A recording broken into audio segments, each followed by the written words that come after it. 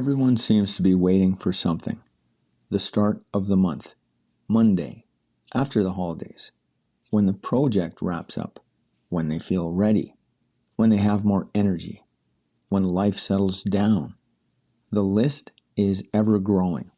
The arrival of the perfect conditions never comes, because perfect conditions do not exist. They are a story the mind tells itself to justify delay without admitting it is delay. The waiting feels like preparation, but it's avoidance. Full stop. Would you accept this excuse from a friend? I will start exercising as soon as things calm down. You would see the delay for what it is.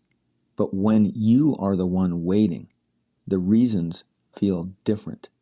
That's dishonest, and you know it. Hey there, it's me, Core, and you're listening to Exercising Consistency, from fitness to flourishing. The conditions are never ideal. A person who has built a consistent exercise practice did not find the perfect window. They started during their regular life, during a demanding job, during a period of low energy. The conditions were the same as everyone else's.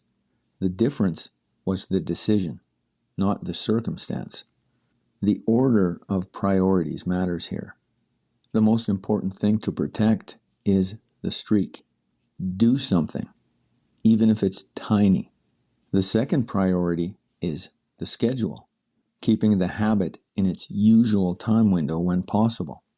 The third priority is performance.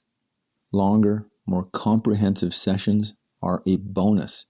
They are not the requirement. The person who waits for the ideal workout skips the workout. The person who starts with the smallest version of the behavior, the 2 minutes, the single step, has already begun. The beginning does not need to be impressive. It needs to be real. The first steps are not about the workout. They are about breaking the waiting habit and taking action, however inadequate it might seem in relation to the aspiration. Action precedes readiness. Readiness is not a precondition for action. It is a result of action. The first workout produces the feeling of being someone who works out. The first page written produces the feeling of being someone who writes. The sequence is fixed. You can't fool yourself, and there's no need to try. Keep it simple. Act first. The feeling follows. Waiting to feel ready is waiting for something that appears after you have started, not before. The person who waits for the feeling never starts. The person who starts discovers the feeling along the way. The creative mechanism does not respond to thought. It responds to demand. You do not convince yourself into motion and then move. You move, and the motion itself generates the conviction. The proof you are looking for cannot appear before the action, because the action is what produces the proof. The smallest change is still change. The problem with waiting for the perfect time is that it frames change as a large event, a new and better routine, a major overhaul, a dramatic shift. That framing makes change intimidating. The solution is to shrink the change until it fits in the time and circumstances you actually have.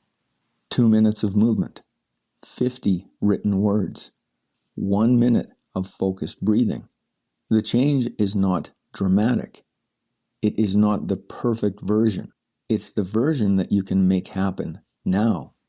And happening now, with all its flaws and awkwardness, is more important than happening perfectly later.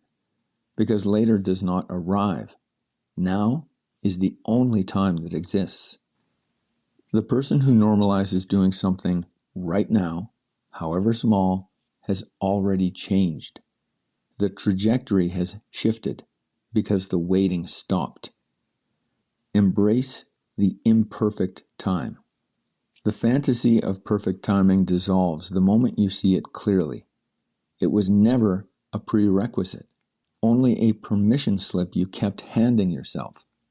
Change has always been available in the smallest possible dose, hidden inside the present moment.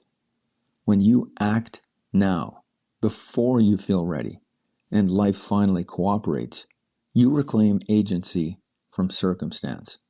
You stop living reactively and begin living deliberately. The streak begins.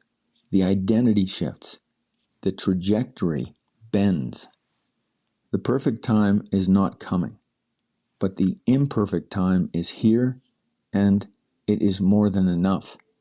Step into it. Even a small step is a declaration. Even a small step is a transformation. When you're ready to embrace your imperfect timing, start your day one inside the Act Score Challenge. That's it for today. Catch you next time.